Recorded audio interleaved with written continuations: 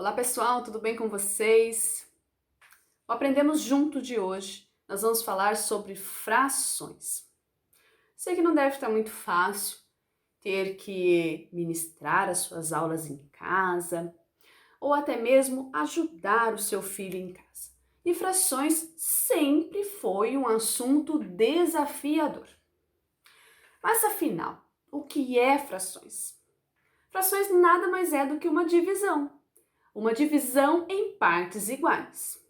E como mostrar isso? Nada melhor do que utilizar material concreto. E hoje o que eu vou utilizar?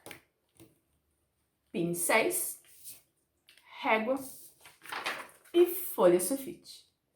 Com esse material muito simples, nós vamos falar um pouquinho sobre frações equivalentes. O que é frações equivalentes? Vem aqui comigo. Vou mostrar para vocês na prática. Então vamos lá. Você tem apenas folha sulfite. A folha sulfite, ela vai representar o seu inteiro. Você vai pegar essa folha e vai dobrar ao meio. Quando eu dobro ao meio, eu vou ter duas partes. E eu vou utilizar apenas uma parte, que é o que está grifado em vermelho. Quando eu utilizo apenas uma parte, significa que eu tenho um meio. Mas eu posso dividir essa folha sulfite de outro modo? Note que eu tenho essa folha sulfite e eu simplesmente dividi. Não ao meio, mas eu fiz uma divisão. Isso representa uma fração também? Não, não vai representar uma fração. Porque para representar a fração nada mais é do que a divisão quando você divide o todo em partes iguais. Então vamos lá. Quando eu dividi o todo em partes iguais e eu utilizei uma parte, significa que eu tenho 1/2, um meio. Isso aqui representa um meio. Ok. E se eu dividir em 4 partes?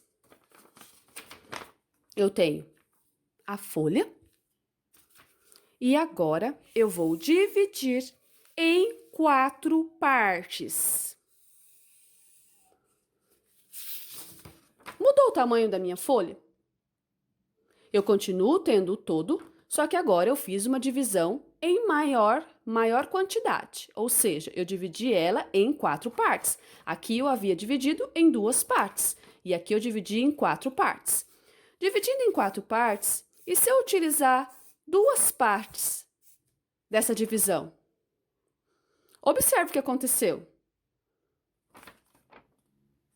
O que vocês estão notando? Aqui eu tenho 1/2, e aqui eu tenho 2/4. Por que 2/4? Porque eu tenho um inteiro, eu dividi em 4 pedaços e eu utilizei apenas 2. O que eu posso observar? Que 1/2 ele é igual a 2/4. Eu não continuei com a mesma quantidade? Vamos imaginar que isso aqui é um bolo. Eu tenho uma forma de bolo, eu reparti a forma no meio e eu comi metade da forma de bolo. Agora, eu tenho a mesma forma de bolo, eu dividi em 4 pedaços e eu comi 2 pedaços, ou seja, eu comi a mesma quantidade, a metade da forma, não é isso? Isso que é uma fração equivalente. A fração equivalente que representa a mesma parte do todo, ou seja, não importa a quantidade de vezes que você vai dividindo, ela vai ter o mesmo valor. Então, por exemplo, eu dividi em 4 vezes, agora eu vou dividir em 8 pedaços. O que será que vai acontecer quando eu dividir em 8 pedaços? Vamos trocar o pincel para dar uma visualização melhor. Vamos lá.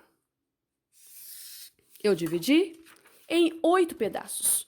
1, 2, 3, 4, 5, 6, 7, 8. e eu utilizei 4.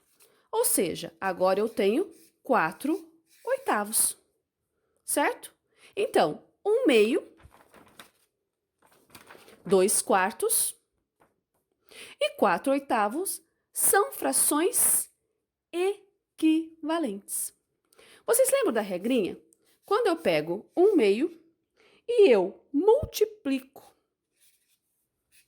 pelo mesmo valor o numerador e o denominador, eu vou ter 2/4.